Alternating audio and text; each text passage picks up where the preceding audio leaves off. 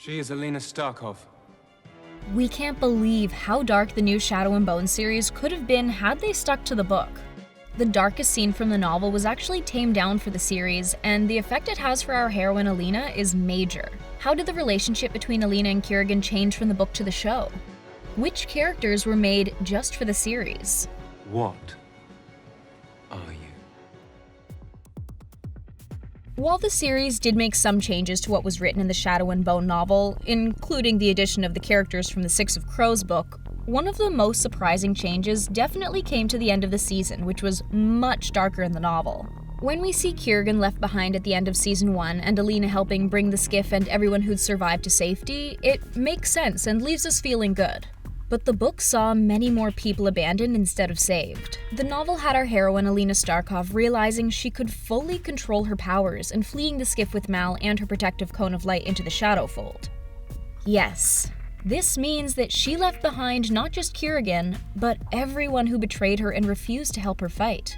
So why did the show make this change? Showrunner Eric Heiserer said that with the inclusion of the characters who weren't originally in the Shadow and Bone book who wound up being on the skiff in the end, the whole team felt that the connection and the work the characters of the show did together demonstrated teamwork strong enough to save them.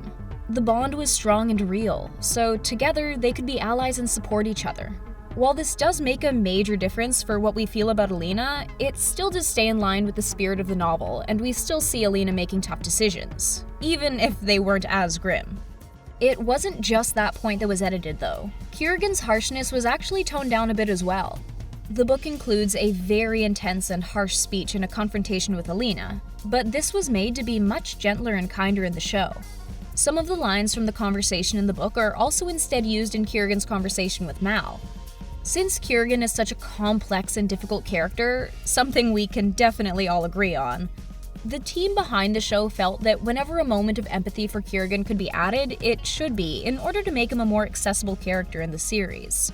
As despicable as he is, the show definitely did a great job at making him a more empathetic character. Perhaps.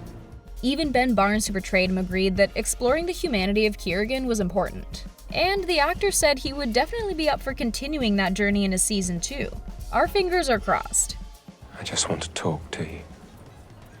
I've had enough of your lies. Speaking of the changes to Kirigan's portrayal, there were more. That's right. Remember that first kiss Alina gives Kirigan? Well, in the books, it was Kirigan who made the first move, catching Alina off guard when he did it. When things did get a bit steamier between the two in the novel, they get interrupted.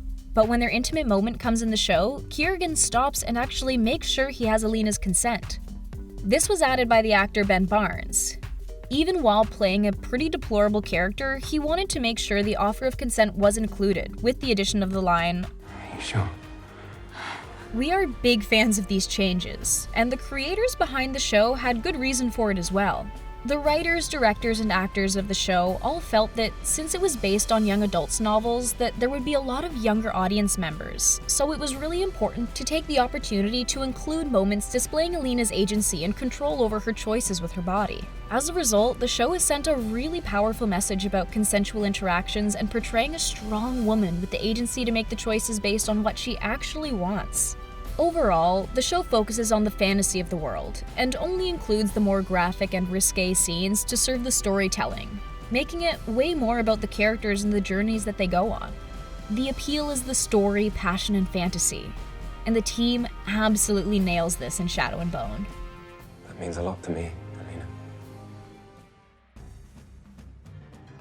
Now for the other differences and extras included in the show that we didn't get in the novels. Of course, having the Six of Crows characters and Zoya as part of the battle against Kirigan was a major change. Later in the trilogy, we see Zoya and Alina as allies, but her inclusion this early hints that Zoya switched sides and supported Alina earlier than the novels depicted. This pretty much set her up to take on a major role in a second season, which still falls in line with the progression of the novels, so we're excited to see where that journey goes.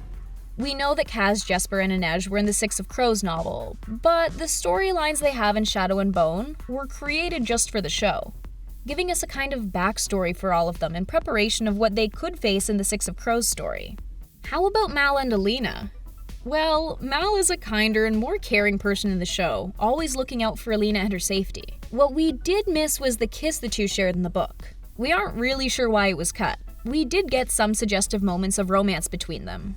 Maybe something will happen in season 2.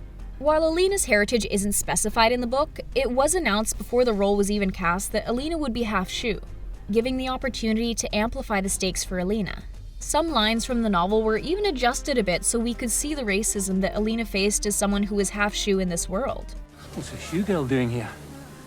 By the way, the conductor and General Zlatan weren't in the books. They were both characters created just for the show, and they definitely add a good amount of color and story to the series.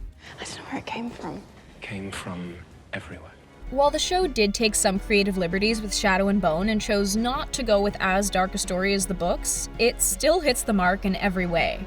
We definitely hope there's a second season. With a finale like that, we need to see what happens next for Alina. How do you feel about the changes the series made to the story?